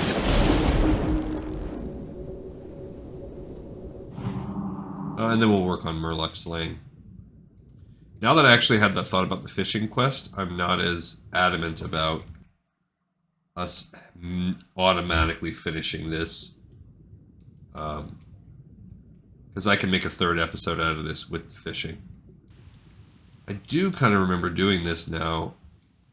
Swimming around this island looking for these guys. I think when I did it, I did the sawtooth snappers. So as you saw, Questy doesn't show it, but I should have came out here and did that. I should have just came fought when I was looking for the sawtooth snappers. I should have came over here and did the crawlers and snappers at the same time.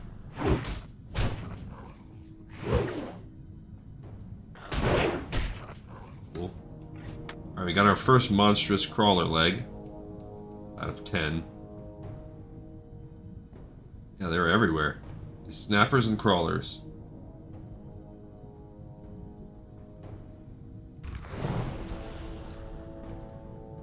And ultimately we still need almost 72,000 XP. We're probably not going to be getting for that Murloc quest.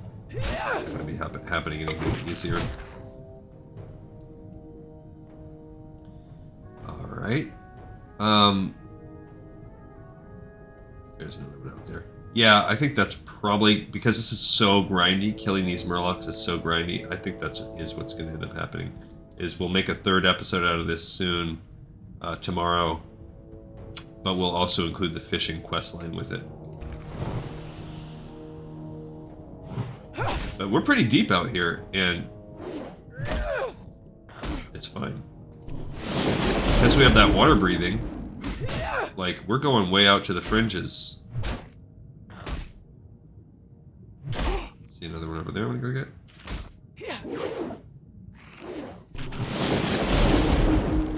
Since I think that tender crab meat, actually I think that one is something we can cook. Yeah, spiced chili crab. So that is good. This is going to help our cooking. Little small perk added onto this. Our cooking will benefit. And like I said, I want it to be level 46. Well, 46 is when we have to do the Nat Pagel. And the more we kill out here, the more grind we get. We're going to be closer and closer to level 46. Okay. Weak. Good. Crab leg number 2. Okay. There's another one. We have plenty of materials for water walking and water breathing, so I'm not worried about that. If we had to buff up with some food or drink, I could use water walking and sit on the surface and eat and drink that way. So I'm not even worried about getting too far from land or anything. Alright, there's another crab out here on the edge. This is actually living on the edge. This is not a bad way to come get these little crabs. You're kind of more away from the crocs, and you can see them pretty easily. Again, as long as you have any kind of water walking. I think if you're not doing the water walking method, this isn't as good. I mean, water breathing, if you don't have water breathing, it's not as good because you're basically going to be hovering on the surface looking for one. And then it might be a little bit more annoying they might be so far away that they're out of your draw range. Like, this is going to be annoying for our paladin. I probably will use one of her other water potion charges. She's still got, I think, 2 or 3 left. Probably do that, but now, oh no, she doesn't have to do it. Never mind. Forgot she's already done with this zone. And when we do fishing, we will have to come back here. This is one of the spots you have to do fishing for Nat Pagel. We have to come out here, we have to come to Fairless, we have to do Deathless, and we have to do... I don't remember the last one. Maybe Hinterlands? Maybe not.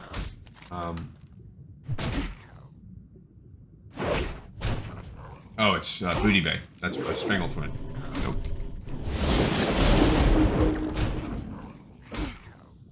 It's not and the fishing part isn't that hard. It's not like you're grinding out all this fishing. It's really just the fact that you have to do world travel. And as we saw, you have to do world travel on WoW. Well, say goodbye to an hour of your life.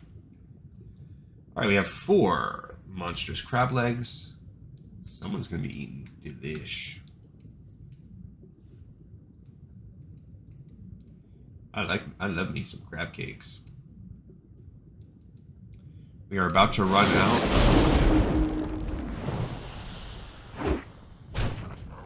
There we go. And I'm about to run out of coffee.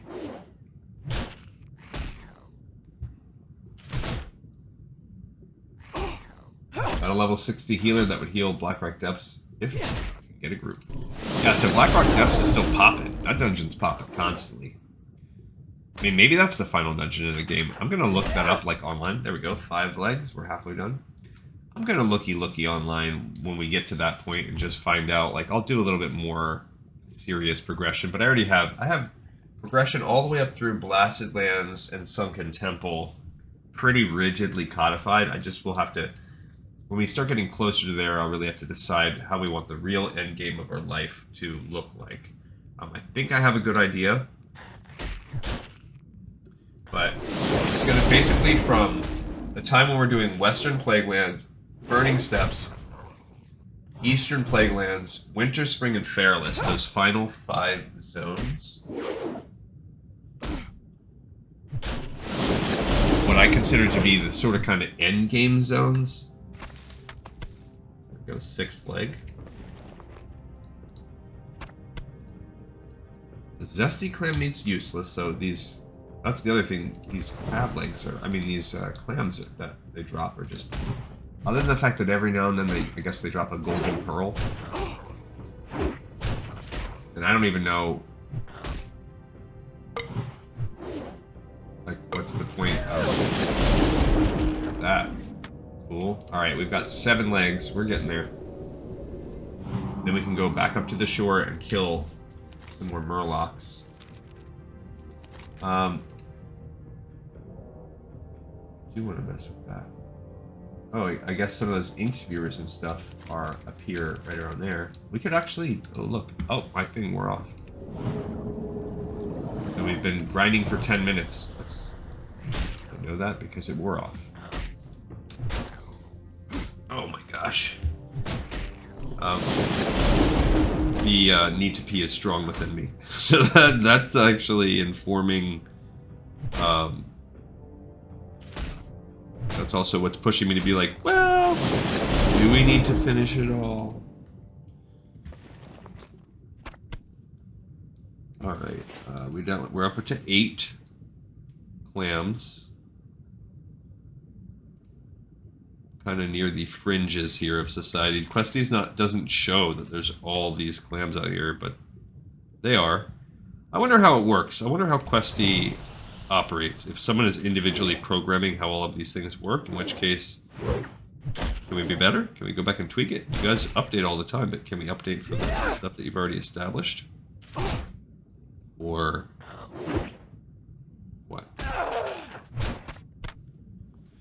Alright, so that's quest 9, or I mean that's our 9th one. We're down to needing 1. I'm going to start kind of going closer to the shore. Because we only need 1 more, and then we can start killing murlocs. I want to try to find those flesh eaters. We've killed 6 out of the 30 murlocs that we need. I mean, I don't know. I'm going to see how time goes, how fast we kill, because if we killed 6 out of 30, that's pretty fast. And there's really not a ton of look. And if you look, there's plenty. Like, when I get to that second one, when we get the second batch of the killing, maybe I'll just go there and try to get that in, because we can get some of the kills straight up from going to find the Swamp Talker. Now that I see that, I'm considering... I think that fine sand that I just picked up, I think it actually sells for a decent amount. There you go, I got a black pearl that time. Our black pearl's good? I don't stink know. Maybe. I think you actually need them for those Shadow Panther things. I recall, so I guess the answer to that's yes. There's a flesh eater, I see one up there. And I see a crawler up by that other flesh eater. I'm gonna go up there and start killing flesh eaters.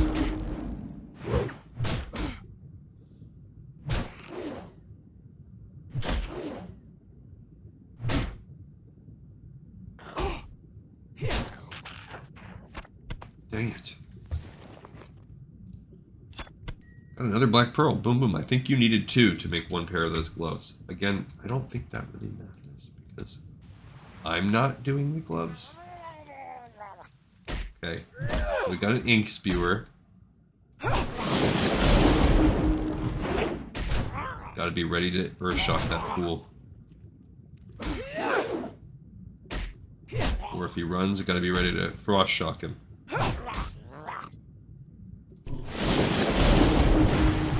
It didn't work, so now I know Earth Shock doesn't even work. There's no point. You can't interrupt it. I want this monster scroller though.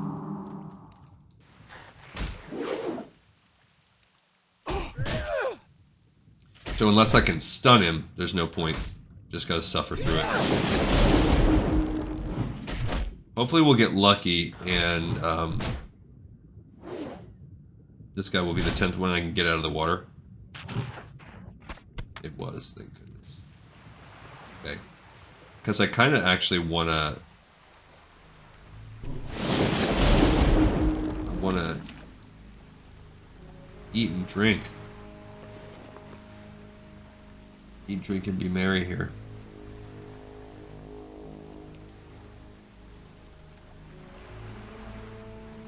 Yeah, screw it.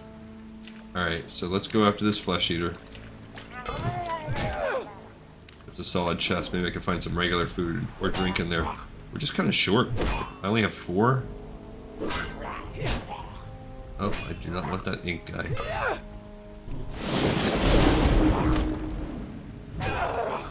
Yikes. These guys hit kind of hard too. These flesh eaters, I also believe that the flesh eaters have like a, yeah, when they enter whatever, they're not running. I don't like that. Jeez. Okay, I'm gonna eat at least one of my foods. Alright, so we have all the food, all the crab meat, which I think we have to turn in, yeah, back at the base, so I don't want to do that yet. I don't think it ties into anything else. If you look at the spreadsheet, I don't think it ties into previous, yeah, like fresh meat. It's not tied into any of those, so we can just be done with it whenever we're done with it. Alright, so good on that. I kind of want to leave the ink spewers alone and only fight them when I have to. I'll fight this one. And sometimes they don't cast it, you know?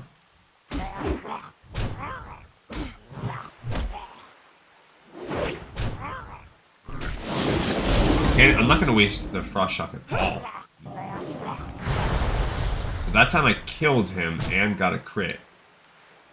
That's what allowed me to do that. He might come, this ink spewer might get me. They're the worst. Yeah, I did get some mana potions. Okay, I got some thick hide out of that. I got a pumpkin I can just eat for funsies. And some ham steak. Great. Now I gotta go offense. He did that stupid thing on me. Of course he did.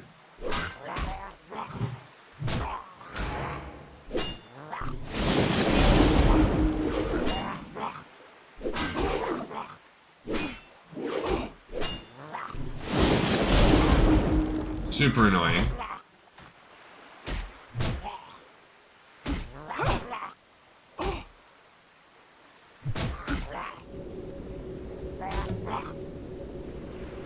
I mean, luckily that stone skin totem helps a little.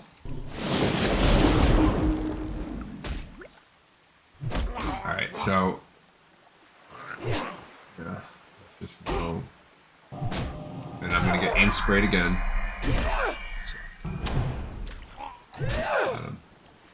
Alright, so... the downside, though, if you're looking at it, is like...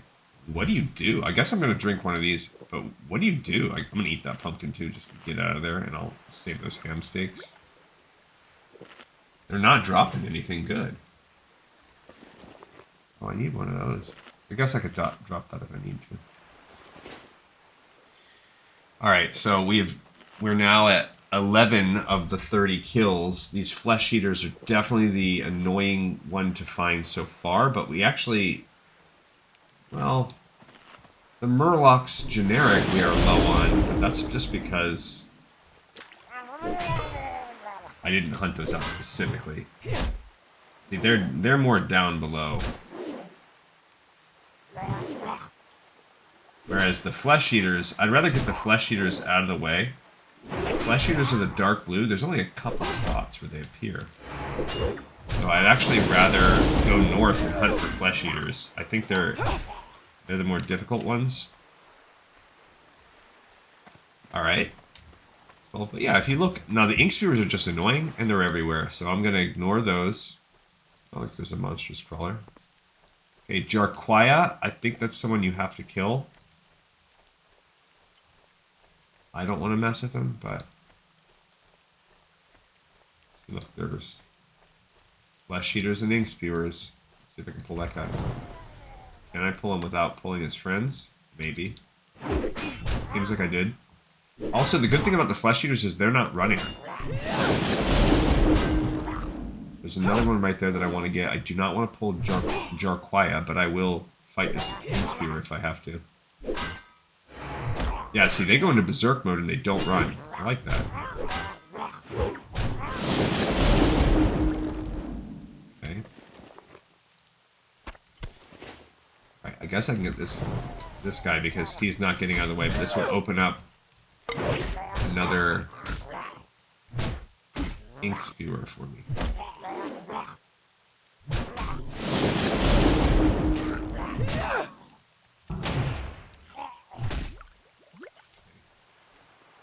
Wait, that global cooldown's not on. Oh, I pulled both, dang it. Okay, so I'm gonna drop these two actually.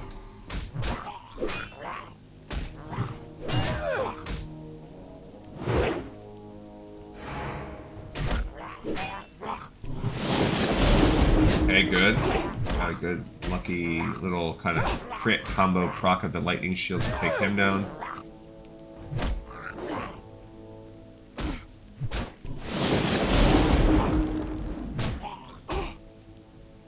Yeah, this will be almost... Should have actually hit him with it, but... Alright, so we are down. We only need one more ink spewer. We are at 16. We're past halfway. It's these flesh eaters that I need. And then we'll come back and we'll hit the easy ones up at the end. There's another flesh eater right there. We're at the northern boundary of where these murlocs come from. A bit tough here. I'm gonna have to eat one of those cured ham steaks after this. Of course. Eat one of those ham steaks. Not gonna drink quite yet. I'm down to only 3. I guess anytime I stop to eat like a ham steak, I should be dropping at least a mana totem. Because what do they cost? 45, and they give me 6 mana every 2 seconds. So, in 10 seconds, they've given me 30. So 15 seconds. Get on them. Alright, so this will be number 7 Flesh Eater. We're getting there. Another Ink Spewer, don't care about that. Yeah, the annoying thing, like I was saying, is you've got to do this twice. So, that's what makes this such a grind. It's like, come on. Oh. Someone's out there fighting those crawlers. I think it's that mage I saw from before. Alright, that's an Ink Spewer. Don't care about the Ink Spewers.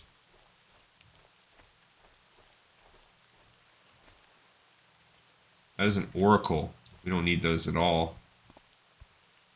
There's 2 Flesh Eaters side by side. Okay. They're going to drop this, drop this, drop this, and I'm going to pull both Flesh Eaters. Okay, because this will get us up to 9 Flesh Eaters. Let's see what happens. Already stripped me of my lightning shield.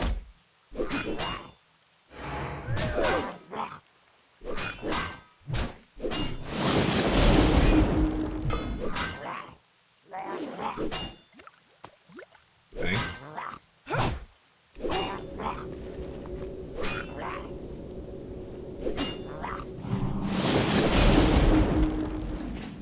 Alright, so this, yeah, and I see one right over there, so we're right there in endgame territory. I'm not actually even going to go after the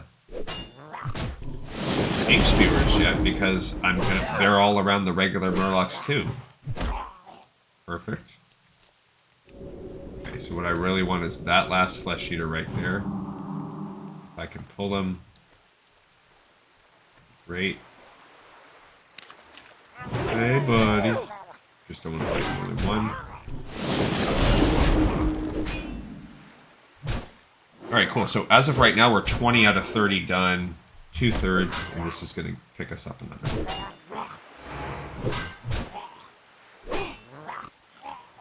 Cool. Alright, I did get a clam. That's not cool. Alright, so what we need now are the regular guys down here. So I'm going to get back into Ghost Wolf form, because it's a little bit of a hike. And then we're going to go turn that in, and then that should be good. There might be the one to go kill Jarquaya. That might be part of it, or maybe that's the other, that guy right there. Or maybe it's not. I don't remember exactly. We do need 8 more regular Murlocs. So that's kind of what I'm going to be looking for. We need one more ink spewer. I hate those guys. Okay, so just keeping our eyes peeled for regular murlocs, and we'll start to hop down and start killing them as we get closer. They're the easy ones. There's a flesh eater down there. Ink spewer again. Just a regular murloc. There's one. Okay. Alright, buddy. We've killed 2 of them so far. And the only reason why I'm keeping the ink spewers is because I have a feeling we'll probably accidentally pull one at least once. And if not, they are obviously ubiquitous. They are all over this beach. Now, I don't remember. That other continued threat, maybe he wants us killing Jerquiah. Maybe he wants us killing the Oracles. I don't remember. It's possible it's not the exact same types of murlocs that they want us to kill, but possible that it is. The ink spewer, I don't want to fight him. Just want murlocs.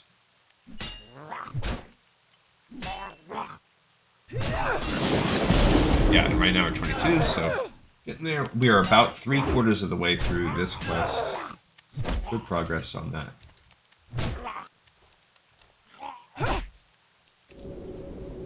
Uh-huh. 23, so still in that 3/4 range. There is a murloc right there. So these murlocs, they look like the generic ones. They have a single kind of dagger. They are a little bigger than the ink spewers. They have a purplish, yellowish hide to them. This one out there. They do run. That was kind of running funny. One out there. Whereas the ink spewers are smaller with a red kind of mane or whatever you want to call it. Crest. Pull these guys without pulling ink spewers. Ink spewers everywhere. Oh, I just pulled an ink spewer at the end. Knew that was going to happen at least once, so. Alright. So the good thing is, this will be our final ink spewer we need to kill. The bad thing is, we might accidentally kill more of them anyway. Stupid ink spray.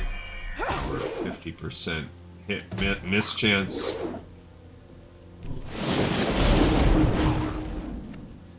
Alright, let's go ahead and plop this bad boy down and eat our other ham steak. Okay, so we have killed all the types. We need 4 regular murlocs and we're done.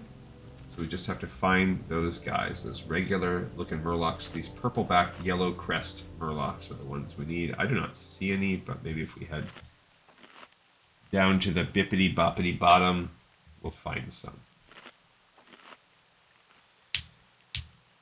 So, yeah, this mana thing is only good for Wars of Attrition, really, because it only pays for itself. Like I said, after 15 seconds, so really after 16.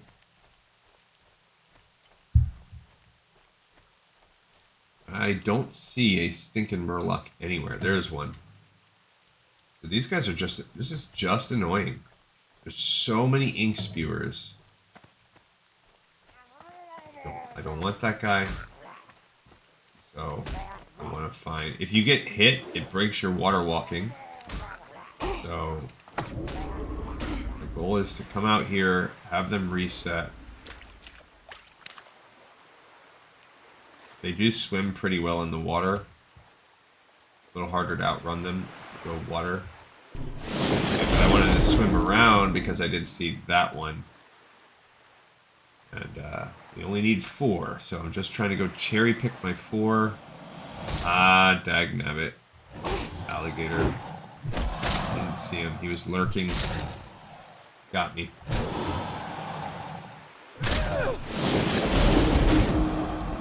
Where are we on time? We're at the 2-hour mark right now, so I was kind of, even just now, wobbling back and forth. I'm like, well, maybe I do want to push it. Nope. But it's just a little bit annoying to try to do it. So, probably finish this quest, and that will be where we wrap for the day. Man, those gators are everywhere. Especially at this rate. Murloc. Oh my gosh, 3 people are online.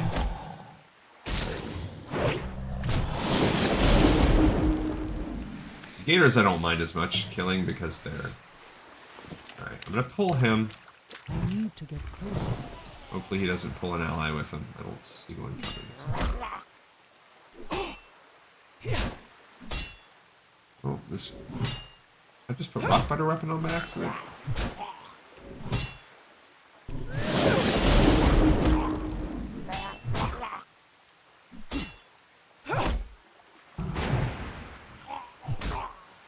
Alright, so we need a total of 3 more Murlocs. I see none.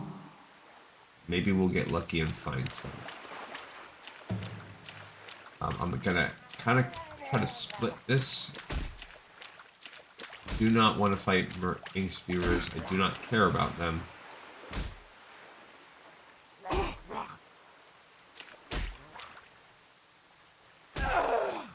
Good. I just don't see any. I only came out to the water because I thought I had seen that one out there, but I don't want to grind out Ink Spewers and hopefully have them respawn. There's a Murloc right there. Okay. So we can pull that one out of his little thing without making him get friends. Okay. There's another one right there. Cool. So, if nothing else, we'll be down to 1. Oh, my well-fed buff just wore off.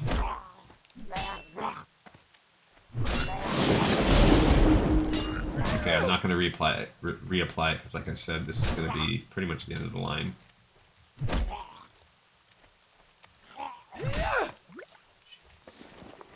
And we're running out of inventory space. Down to needing 2 Murlocs. There's one right there. That's an Ink Spewer. It's a solid chest. Here's one of them. Right in on this bad boy. And...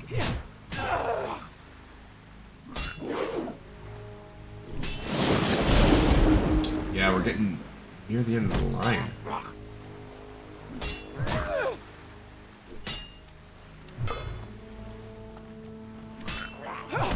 That one looks like he was one, but he's not.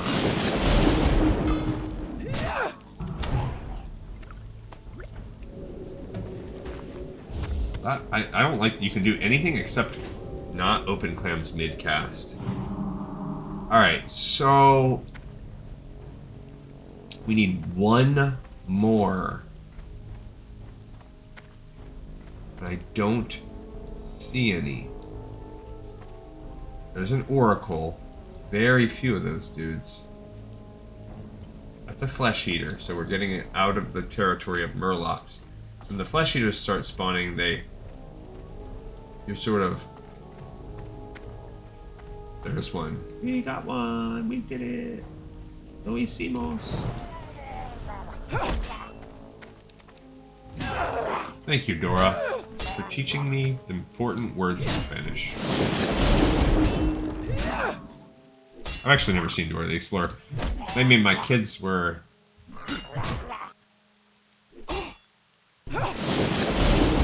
My oldest kids were in that Dora the Explorer age, but my younger kids... so maybe I have seen some, I just don't remember it. My wife does.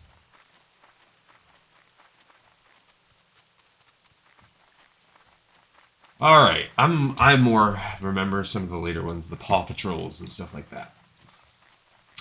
Puppy dog pals. The sea seems vast and relentless, but you have stained her with the blood of her own spawn. The fishmen know pain. Their stupidity will force them to refortify their ranks from the devastation you've caused, and that is good. Let their gurgling screams overshadow the sea's roar long into the night. I shall smile every time I hear one of them silenced. Return to me if you wish to slay more of the fishmen. I will gladly reward you again. Okay. Before you take rest, speak to Tok'kar again. While you were gone, I believe he finished a few weapons. For your help here, he would offer one of them to you. You would do well to test its strength against the fishmen when you are ready. but only to please me further. I mean, they're all actually pretty solid weapons.